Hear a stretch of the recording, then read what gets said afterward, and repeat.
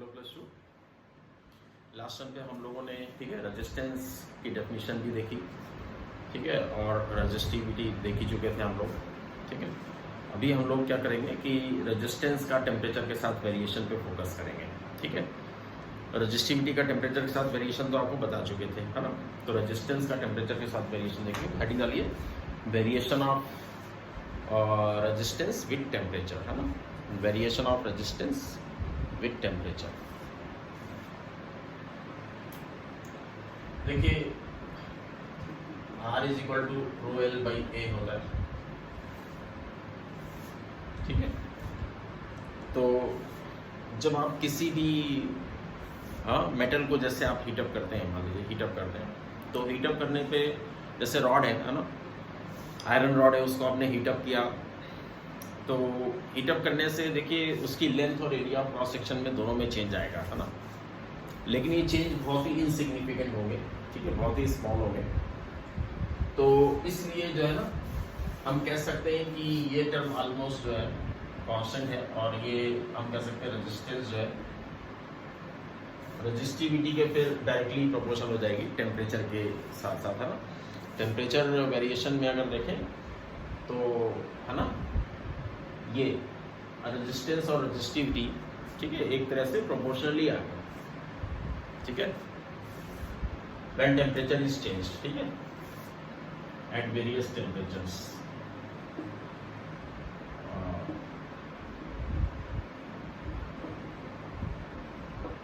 यानी कि आप यूं कहिए कि हाँ, जो चेंज रेजिस्टिविटी में होगा फ्रैक्शनल चेंज, उतना ही फ्रैक्शनल चेंज इसमें होगा, यानी परसेंटेज चेंज जो इसमें आएगा रेजिस्टिविटी में वो इसमें भी आएगा, ठीक है। इस तरह से आप मान सकते हैं ना, इस तरह से कह सकते हैं। तो इसलिए रेजिस्टिविटी का जैसे हमने वेरिएशन देखा था किसी भी टेम्परेचर पर, कैसे था, rho naught 1 plus alpha T minus T naught, ठीक है। ऐसा ही वेरिएशन इसमें भी आता है, ठीक है। ये R naught into 1 plus alpha T minus T naught. Approximately linear relation रहता है, लीनियर रिलेशन है रेजिस्टेंस का टेम्परेचर के साथ, ठीक है। बट क्या होना चाहिए, टेम्परेचर जो है ना, टेम्परेचर रेंज जो है that is not too large, ठीक है, बहुत लार्ज नहीं होनी चाहिए, ठीक है। Temperature change is not too large, तो आप ये कह सकते हैं रिलेशन, है ना, अप्रॉक्सीमेटली, है ना, लीनियर रिलेशन है।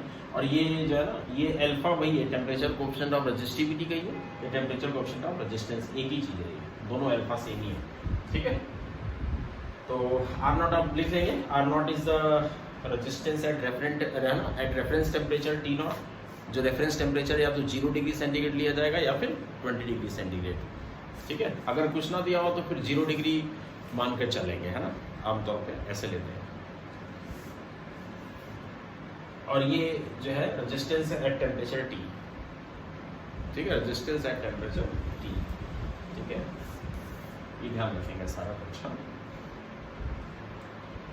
अब देखिए जैसे एक क्वेश्चन इसमें लिखा देते हैं, इसमें पहले आप लिख लीजिए ये रेजिस्टेंस का वेरिएशन,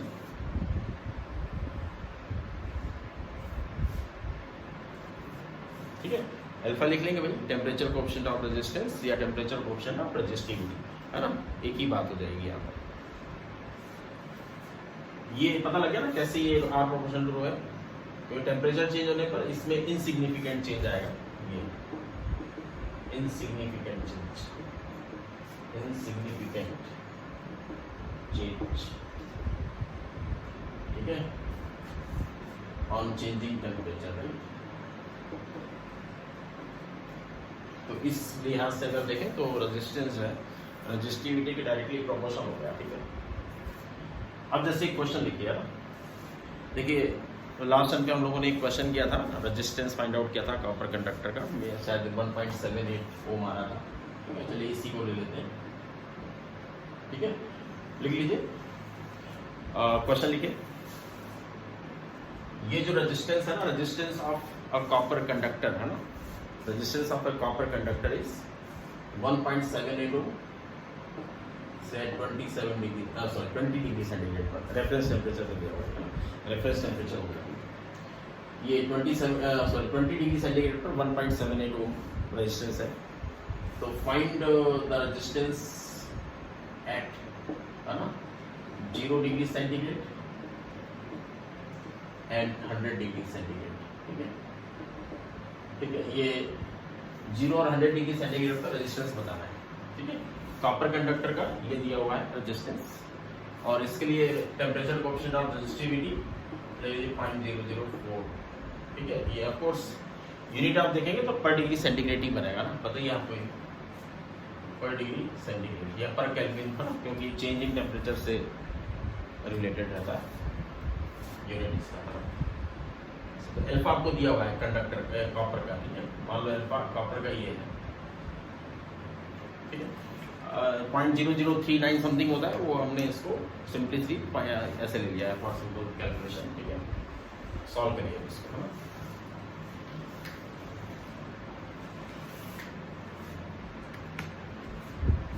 तो अंडरस्टूड हम लोग क्या करेंगे, जैसे हम लोग 0 डिग्री सेंटीग्रेड पर निकाल रहे हैं, ठीक है, 0 डिग्री सेंटीग्रेड, ये रेफरेंस टेम्परेचर पर है, वो 20 डिग्री रेफरेंस है ना, रेफरेंस टेम्परेचर होगा, तो डायरेक्टली इसको ऐसे लिख सकते हैं। So this is 1.78 into 1 plus alpha की वैल्यू डाल लेंगे 0.004 into T minus T not. अगर आप दोनों केल्विन में लिखते हैं, ठीक है, तो भी वही आएगा जो डिग्री सेंटीग्रेड में लिखने पर आएगा। ठीक है, तो कोई भी एक यूनिट ले लीजिए। ठीक है, तो जैसे मान लीजिए हमने 0 डिग्री ले लिया ना, तो ये किसी टेम्परेचर टी पर है ये रेजिस्टेंस है ना, तो टी मान लो 0 डिग्री सेंटीग्रेड, 0 माइनस और ये 20, राइट, इस तरह से, तो इतना ओम बनेगा। ठीक है, so this will be 1.78 into, और क्या बन जाएगा ये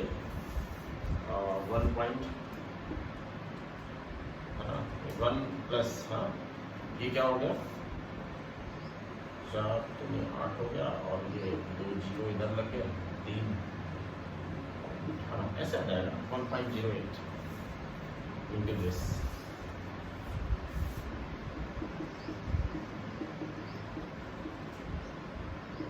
सॉल्व करना आपका काम, सॉल्व कर देना, जो भी आ जाए वो लिख लेना। ठीक है, चलिए फिर बिल्कुल ऐसे ही हम लोग रेजिस्टेंस निकाल लेंगे एट 100 डिग्री सेंटीग्रेड। क्या लिखेंगे 1.78, ठीक है, ये रेफरेंस टेम्परेचर पे रेजिस्टेंस हो गया, इंटू 1 प्लस, है ना, अल्फा की वैल्यू क्या है 0.004।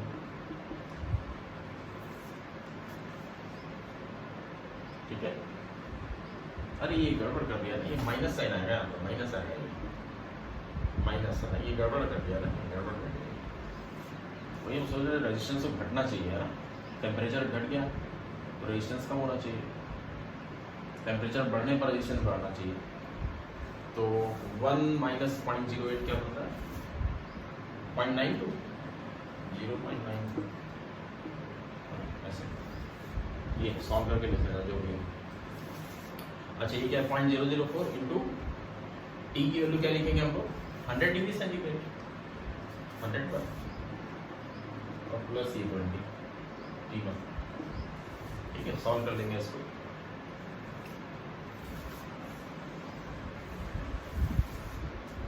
इतना जो भी आ जाए सॉल्व कर लेंगे।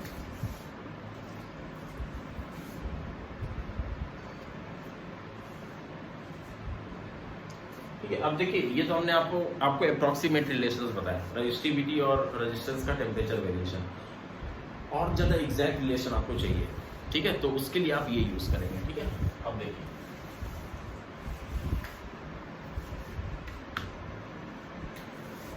मोर एक्यूरेटली, ठीक है,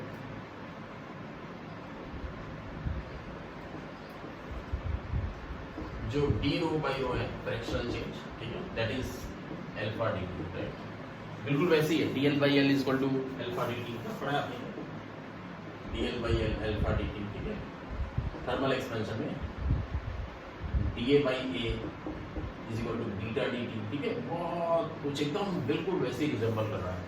ठीक है, रिलेशन ऐसे रहता है। और ऐसी d R by R alpha d, क्योंकि अभी हम लोग देख ही लिए थे आर प्रोपोर्शनल टू रो है। ठीक है, यही चीज जो है dr/r के बराबर भी लिख सकते हैं। फ्रैक्शनल चेंज इन रेजिस्टिविटी, ये फ्रैक्शन चेंज इन रेजिस्टेंस ऐसे आने वाला है, और ज्यादा एक्यूरेटली लिखें, ठीक है। Analogous to this alpha temperature coefficient of resistivity कह देंगे यहाँ पर, ठीक है। और इसको इंटीग्रेट कर दीजिए अगर आप रिलेशन चाहते हैं, ठीक है। तो डी रो बाई रो, ठीक है। चलो इतने को ले लेते हैं पहले, फिर उसी के एनालॉगस रेजिस्टेंस वाला भी लिख लेंगे, ठीक है। देखो टी नॉट टेम्परेचर पर रेजिस्टिविटी मान लो रो नॉट है, रेफरेंस टेम्परेचर। टी टेम्परेचर पर रेजिस्टिविटी रो टी है, ठीक है। तो क्या लिखेंगे, देखिए ln of rho at T divide by rho naught is equal to alpha T minus T, ठीक है। तो यहाँ से आप देखेंगे जो e की पावर में चढ़ा देंगे तो बन जाएगा rho T is equal to, ठीक है, रो नॉट इंटू e की power alpha T minus T naught, ठीक है। ये अब देखिए एक बात याद रखिएगा, ये ज्यादा एग्जैक्ट रिलेशन है, ठीक है। जो हम लोगों ने पढ़ा उससे ज्यादा एग्जैक्ट रिलेशन ये है। एक बात ध्यान दीजिएगा, e की पावर x का जो एक एक्सपेंशन है, ठीक है, नॉन मेडिकल वाले अच्छी तरह से पढ़ चुके हैं, ठीक है। ये 1 प्लस, ठीक है, x plus x square by 2, ठीक है, plus x cube by factorial, ये सब फैक्टोरियल 2 है ना, फैक्टोरियल 3 6 बनता है जाकर के। तो इस तरह से जो है ना कंटिन्यू रहता है, ठीक है। तो आप देखिए पावर x की बढ़ती चली जाएगी फर्दर। अगर x 1 से बहुत लेस है, अगर 1 से जितना लेस होगा उतनी ये स्मॉल होते चले जाएंगे, हायर पावर को इग्नोर कर देते हैं। तो e की पावर x की जो है ना, जो अप्रॉक्सीमेट वैल्यू होती है, approximate value that is 1 plus x, ठीक है, come for x very very less than, जितना 1 से लेस होगा उतना ही अप्रॉक्सीमेशन ट्रू रखेगा, ठीक है। ये ध्यान रखना। तो यहाँ पर e की पावर x जैसा ही है, ठीक है। तो अगर ये चीज पूरी 1 से बहुत लेस है, फिर हम लोग इसको इस फॉर्मेट में लिख लेते हैं। ये मैथमेटिकल टूल्स का पार्ट है, ठीक है। नॉन मेडिकल में जो लोग होंगे वो लोग इसको पढ़ चुके होंगे अच्छी तरह से, ठीक है। तो यहाँ हम लोग इसी चीज को क्या लिख सकते हैं, देखिए rho T is equal to rho naught, है ना, इतने को e की पावर x है, x तो 1 plus alpha T minus T not. देखो किस कंडीशन में हम लोगों ने पढ़ा है, जब alpha T minus T not is very very less than 1। यहाँ से बात क्लियर हो गई। देखो इसलिए हम कहते हैं टेम्परेचर जो रेंज है ना, change in temperature must not be very large, ठीक है। बहुत लार्ज होगा तो फिर ये 1 से बहुत छोटा नहीं रह पाएगा, ठीक है। तो ये कब अप्लीकेबल है, जब alpha into T minus T naught, ठीक है, alpha into T minus T not कैसा हो, ठीक है, ये 1 से बहुत लेस, ठीक है। तो बिल्कुल ऐसे ही है ना। अब आप देखिए अगर रो का अगर हम लोग टी के साथ रिलेशन अगर ग्राफ प्लॉट करें तो ये किसी भी तरह से स्ट्रेट लाइन नहीं है, ये कर्व ग्राफ आता है, कर्व। लेकिन अगर ये कंडीशन हो तो उस कंडीशन में है ना, जो स्मॉल पोर्शन जो रहेगा इस ग्राफ का, तो हम कह सकते हैं स्ट्रेट लाइन पोर्शन है, ऑलमोस्ट एग्जैक्ट है ना, almost straight line linear function हो गया टी का ये, ठीक है। बिल्कुल ऐसे ही आप जो है ना उसके लिए समझेंगे, रेजिस्टेंस के लिए भी ऐसी कैलकुलेशन करेंगे, T R by R equal to, है ना, ऐसे। तो ये R T upon R naught, ठीक है, तो ये बन जाएगा। तो resistance at temperature T is written as resistance at reference temperature into e की power alpha T minus T not.